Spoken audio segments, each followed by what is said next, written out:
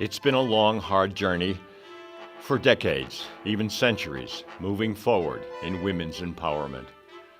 Now, we may be approaching a tipping point in business, in government, and in other institutions around the world. Welcome to Business and Society. I'm John Paluszek, your host. We're reporting today from the United Nations Global Headquarters in New York, where a major conference on women's empowerment is about to get underway. This is a conference that has drawn some 250 leaders in the movement to talk about gender equality and the global jobs challenge. Some 670 CEOs from around the world have endorsed these principles. We'll be talking to three of the leaders here at the conference in terms of how women can advance their personal and professional objectives. There's plenty to do, and not just women will be doing it. I'm pleased to welcome to the program Dr. Anne Marie Slaughter, the president of the New America Foundation and the keynote speaker today at the Women's Empowerment Principles event here at the UN.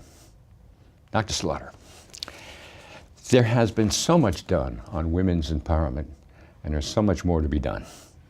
How do we draw a bottom line on that? We've seen these great advances in terms of the CEOs at IBM and GM and the defense contractors, et cetera. And yet there seems to be some sort of stasis, some sort of settling, as it were, at the moment. Just where are we?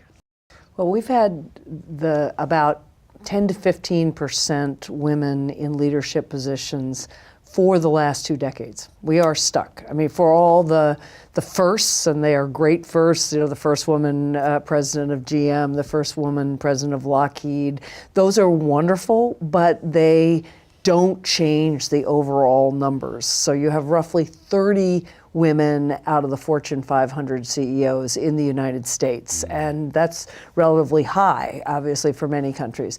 We still need to address one of the most fundamental questions in developed countries, which is how on earth you could possibly have women doing full-time leadership jobs, 24/7 jobs, travel around the world jobs, without a lead parent at home. We do not expect men to do that job without a lead parent at home. There's really no way, if we're going to get to anything approaching parity, that we're going to have women do that without their partners, husbands being lead parent. Doesn't mean they can't work, but it means somebody's got to be lead parent, lead caregiver. So that's the first thing in developed countries. In developing countries, again, there's a tremendous amount we still need to do in terms of opening opportunities for women, but a lot of those opportunities are not going to be open for women unless we also change norms and opportunities for men. What is the role for an organization like the New America Foundation and civil society, the NGOs? Can there be thrust and stimulus from that sector? Absolutely. And so an organization like the United Nations is just a superb global focal point. The women's empowerment principles provide that framework, and they provide people signing on and agreeing, you know, what is desirable. It is up to national governments, corporations, and definitely civil society to translate those principles into action in a whole range of ways. And specifically, the New America Foundation is moving in that direction as well? We are. A New America, which is really what I call a civic enterprise. We don't give money. We're not that kind of a foundation. We are an entity that combines a think tank, a technology laboratory, and field work. And what we're doing in this space, we have a new program called Breadwinning and Caregiving, which recognizes the basic point that all human beings are both breadwinners at some point in their lives and caregivers at various points in their lives. And the question for women, but equally for men, is how do you balance those two things? And in many parts of the United States, women are now the primary breadwinners in their families. And the question then is, so what does that mean for men who are earning a living but also need to take a bigger caregiving role? So is this a matter of culture? Is this a matter of sociology? It seems like it's been developing nicely for some time, but as you say, it seems to have slowed down or perhaps even become somewhat stabilized. What are the barriers? What has to happen to make this move forward? Well, a lot of it is cultural. We have done a lot in the law. We have more to do. I mean, only in the last 5 years, for instance, did Congress pass the Lilly Ledbetter Act, where equal pay for equal work. There are still all over the world women getting paid less for equal work. So there's more to do in the legal area. There's more to do in policy change. But culture is essential. And in my lifetime, we've gone from the idea that a woman's place was in the home to a girl who was competitive, would never get a husband, to instead seeing women, everything from being Olympic athletes to being leaders in all sorts of ways, and yet still being able to be fully women. My proposition is the next phase has to change a lot of those norms around men, because we've gone just about as far as we can go with women trying to do all the work Dad used to do and the work Mom used to do. We need to actually find ourselves in a situation where men and women are both caregivers and breadwinners. But I think this is still a big change for many men. It's one thing to say, yes, of course, we believe in equality for men and women. It's another to actually then say, well, wait a minute, that means if I marry a woman who's in the workforce, will I defer my promotion so she can take one? Will I stay home for a while so that she can be in a job that allows her to travel? The real choices of equality require bigger trade-offs than I think many men traditionally have been willing to make. And sometimes it's a matter of, will I move with my spouse Absolutely. to another locale because she has a wonderful opportunity? Absolutely. Yeah, that's all part of it. Yeah. Well, but men, in terms of sociology, you were talking about how we socialize people. Yeah. Men are still socialized to believe their self-worth comes almost entirely from how well they can support their family, how much money they earn, how much they advance in their careers. So, to say to a guy, you're supporting your family if you're willing to move and defer something that would otherwise happen in your career, that's as big a change as the change women have gone through in the past decades, thinking I can be a woman, I can be a caregiver, and I can be a CEO too. I have to ask you briefly about your iconic article in Atlantic. Yes. Okay? And perhaps the way to get at that is to point out that in her autobiography, Justice Sotomayor says this: as for the possibility of having it all, career and family, with no sacrifices for either, that is a myth we would do well to abandon, together with the pernicious notion that a woman who chooses one or the other is somehow deficient. I love that. You buy it? I do. Yes, it's interesting. Justice Sotomayor and I had a conversation on this front when I first became dean at Princeton. I was the dean of the Woodrow Wilson School, and I remember her saying something like this to me. And at that point, I was in my early 40s, and I said, "Oh, come on! Of course we can have it all." A decade later, I wrote an article saying, actually, you can make it work. You can fit together work and family if you're wealthy, if you have a job that allows you to control your own time, and if you're fairly superhuman and organized. But overall, I agree with her much more. I don't think women or men can actually, have a career full out and also be a primary caregiver. Something's going to give in the majority of cases. But what she's saying is her choice not to have children should be just as much respected, and she's just as complete a woman as if she had either decided to be a full-time caregiver or if she'd combined it in some way. And I agree with that too. Yeah. Barbara Rrumsiek said, having it all is what you think having it all should be. I think that's right. Right. Although I do think we need to, what we're aiming for, the having it all debate was simply to say we want really equal choices between men and women. So if a man can have a career as a leader and also have a family, we should make that set of choices equally open to women. But things are changing rapidly enough, you think? They're changing. The world we live in now was unimaginable to me growing up in Virginia in the 60s and 70s. So things are definitely changing. My proposition, though, and I think the reason you need UN Women, the reason you need women's empowerment principles, is we're about midway through the full gender revolution. Are there heroes or heroines in this effort? Oh, there are many. Yeah. There are many. And many heroes. I mean, I would never have had the career I've had but for male mentors who were dedicated feminists. So the men who opened the doors and who supported feminism in multiple countries are certainly heroes. They're less recognized than people say, like my old boss Hillary Clinton, who is, a heroine to women all around the world. Mary Robinson, Angela Merkel. I mean, there's so many women who have broken through those glass ceilings and inspired new generations of women. Again, I would say they're heroines. I'd like to see us honoring an equal number of male heroes who make room for women and who change their own view of what it means to be a man. Well, hopefully that's coming. I have another quote here, and perhaps you'll recognize it.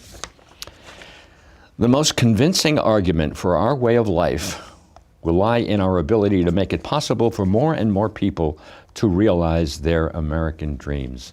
Do you recognize that? The author, Dr. Anne Marie Slaughter, in The Idea is America in 2007.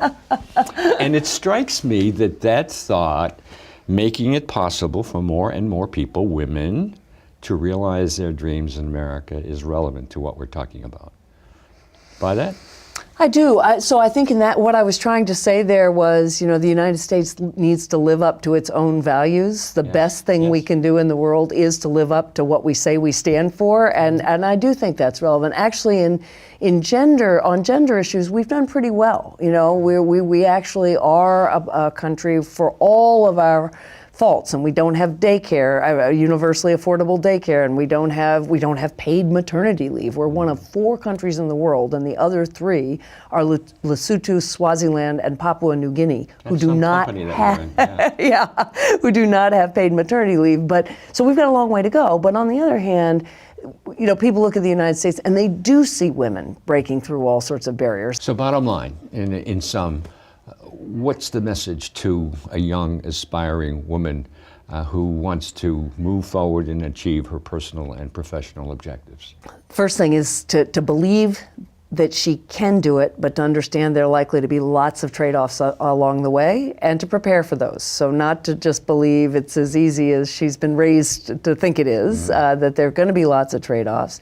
To believe that she is going to have to engage the men in her life and ask them to make trade-offs just as much as she's going to have to make trade-offs.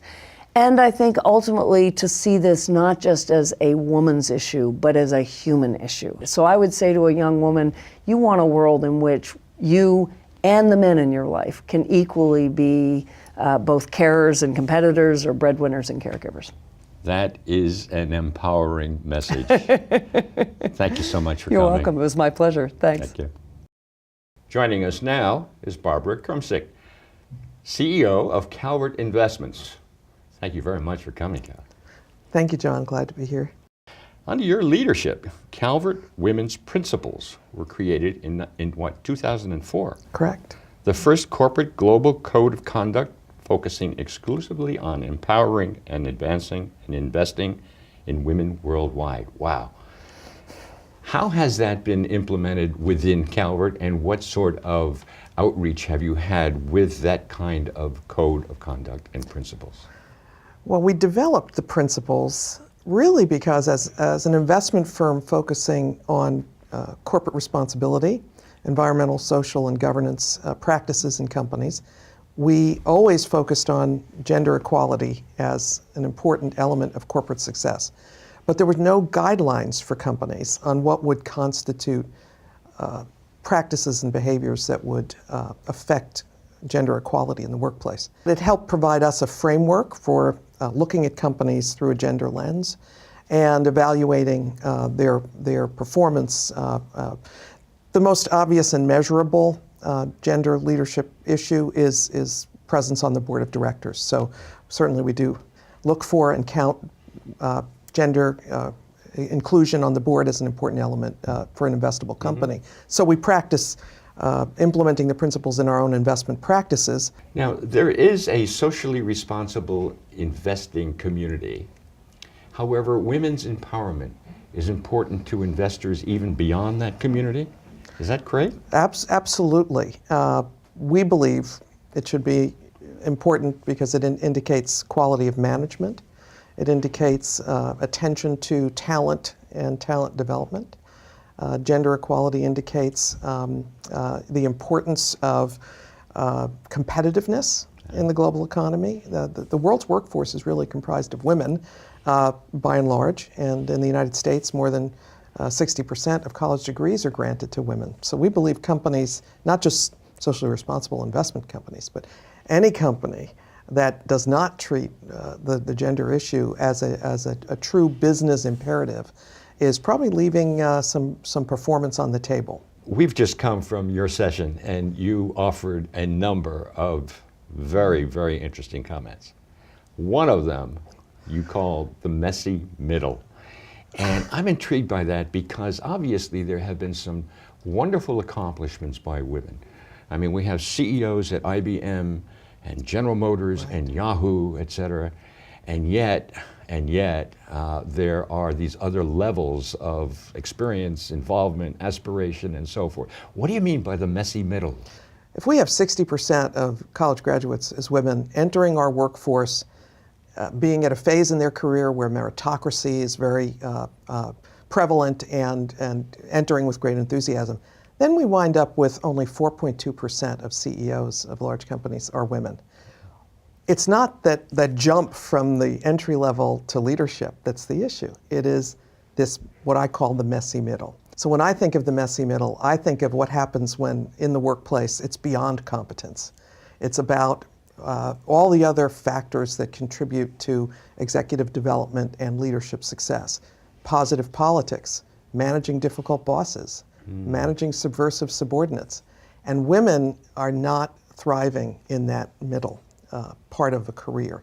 Now, some are making it through to the top, but I do think we need to really spend more time exploring not only what women can do when they're in mid-career and generally at a point in their lives where they're balancing many priorities and making choices in how they spend their time and how they advance their careers, but also what companies are doing to recognize that this is a unique and distinct phase of a career. And you spoke of an interesting thing that happened at Harvard Business School in terms of how the culture had to adjust to these opportunities as well as these challenges. How did that go? The new president of Harvard, who's a woman, and the new dean of the business school back in 2009-10 recognized that while women were entering Harvard Business School with very capable grade point averages and scores on standardized tests and achievements in their short work careers prior to business school, women were entering, say, at 30% of the class, but yet they were only graduating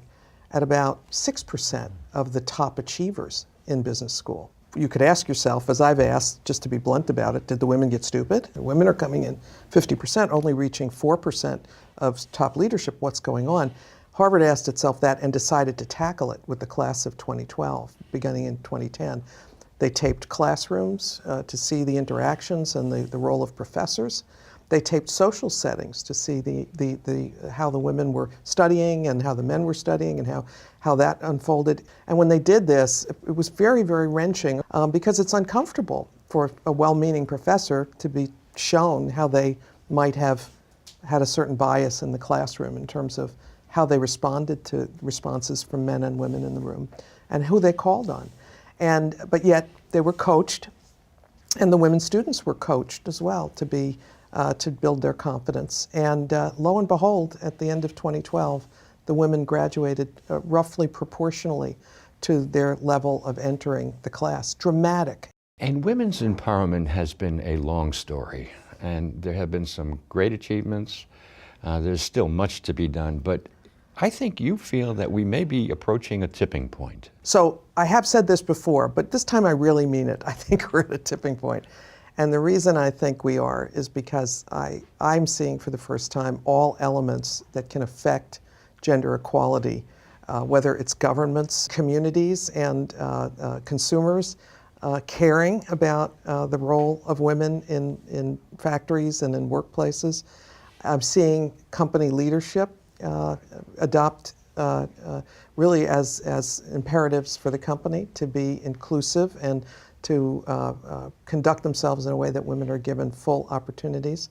So I'm seeing all elements of society really aspire. Now, whether we're not there yet, because this aspiration has not translated yet into the laws that are needed in some societies in order to allow women to have the rights to work and to serve in corporate capacities and lead companies and borrow money and all the things we take for granted perhaps in some of our societies. So there's a ways to go, and certainly the UN and UN Women and the Global Compact, bringing together the women's empowerment principles within the UN family and seeking endorsements and signatories for the women's empowerment principles globally is yet another sign, and that's just been the last 4 years. And Steve Allman, global chair of Deloitte, and Deloitte itself, stressed that there's something very special here that men should undertake, and obviously because many men are CEOs themselves, et cetera. So there's a good business reason that corporate leaders, for example, should be very receptive to these kinds of messages. Absolutely, and we need that awareness level by CEOs, and male and female, and men in the workplace about these norms. Is there a special sensitivity among those of us who are fathers of daughters? Absolutely. I think the earliest progress in corporate America occurred in companies where the CEO had daughters, and I myself benefited from that in the 70s. I think that's a real plus, but there's more that's needed. Who are your heroines or heroes in women empowerment these days, anywhere around the world? I'm terribly admiring of any woman that is stepping out and leading, but in the corporate world, my heroines are the single moms who are struggling to be all that they need to be, and I'm very conscious of who are single moms within our company. So bottom line, what would be the message that you'd like to deliver to perhaps the young women of today who aspire to both personal and professional achievement? Oh, I think I would say two things. Number one, always tell your own story. Don't rely on the world knowing what your capabilities are or making assumptions about your capabilities. Because I do think for young women, there will be some blanks that the public might have or your workplace might have about women's capabilities. I personally always find a way to say I was a math major. I always work that into a conversation, which I just did. I have an advanced degree in mathematics because people don't expect that. The second thing I would say is aspire for everything you'd like in your life, personally, professionally, fun, whatever you'd aspire to, and understand that you can make your own definition of what that is and and at different points in time you might emphasize different aspects of what you want out of your life and your career and your family, your community, and that's okay. There is no one formula, there is no one prescribed perfect way to be. That's a great message. Thank you very much for being with us. Thank you, John. Thank you. Steve Allman, global chair of the Deloitte firm, also shared his views at the conference. Deloitte has emphasized the role of men in the women's empowerment movement. Let's hear some of Steve's thoughts. I call on more of those 680 CEOs to take a lead, because too often responsibility is delegated to the HR department or a task force, whereas organizational change happens when a CEO takes personal responsibility for a strategic objective and sets clear targets. And of course, other stakeholders will rightly hold the CEO to account if those targets are not met. And now for a little context on today's event and on the Women's Empowerment Principles program itself. We're joined by Ursula Wynhoven, who is the General Counsel for the United Nations Global Compact. This is quite an event. I mean, there has been, I would say, a plethora of information and insights that is going to drive women's empowerment for the foreseeable future, really. And I thought it might be interesting for you maybe to provide a little context on the program itself. I mean, there are 7 principles. There are almost 700 companies that have now endorsed it in some fashion. Where is it now, and where Where might it be heading in terms of women's empowerment? And thanks for the great remarks actually about the event. We're really excited about how it's going. So the Women's Empowerment Principles, they're 7 steps for business on how to empower women and promote gender equality in the workplace, marketplace and community. And they've only been going for around 4 years actually. So the nearly 700 CEOs that you talked about are really just accumulated in that time. And it's quite exciting to see that we're nearly getting one more each day. So we're actually hoping that maybe even by the end of next year we could have a couple more hundred. One of the hallmark discussion topics in the last couple of days has really been about the fact that the business case is really clear, but the business case can only get us so far. And we need to combine that business case with the emotional case. And we need to look deeper at some of the attitudes and unconscious bias that is still holding us back. And some of your speakers have been making the point that there is so much to do, of course, but it's not just women who are going to do it, that men have a role and should understand that there is a win-win situation for everybody. Absolutely. The role of men and boys actually is absolutely critical. And we have lots of provisions in them actually that speak specifically to women and men. But you're absolutely right, engaging men is critical. So there are some wonderful programs out there that we have heard about in the last couple of days. Male Champions of Change is one example. And we're quite interested to see how might we be able to replicate some of these in different countries in which the Global Compact is around the world. Some of the speakers here were from some amazing countries that are very active in this area. Absolutely. I think one of the things that's so exciting about the Women's Empowerment Principles is how universal they are, how they really resonate all around the world, whether it's Japan, whether it's Brazil, whether it's here in the United States, whether it's in Australia, whether it's in Switzerland, whether it's in China. It really is a global agenda. And while the specific dimensions and issues might vary from country to country, nevertheless having some universal statement of principles that do resonate in each country, and then you can work out the concrete practical actions that are relevant for your country and context, it seems to be something that really adds value to companies and civil society working with them alike. And of course it's an initiative that is in effect a partnership between the Global Compact and UN Women. Absolutely. It's really an agenda for all. I mean, like you were saying, it's an agenda for women, it's an agenda for men, it's for governments, business, civil society. Really, we all need to work together if we're going to get over this next hump, to have the second wave of the revolution. So I would want to have a positive, empowering, supportive message to women entering the workforce. That is an empowering message. Thank you so much for being with us. Thank you so much. Thank you. We'd like to thank the United Nations Global Compact and the United Nations Women for having us here to report this program. And thank you for joining us. Join us again for the next edition of Business in Society.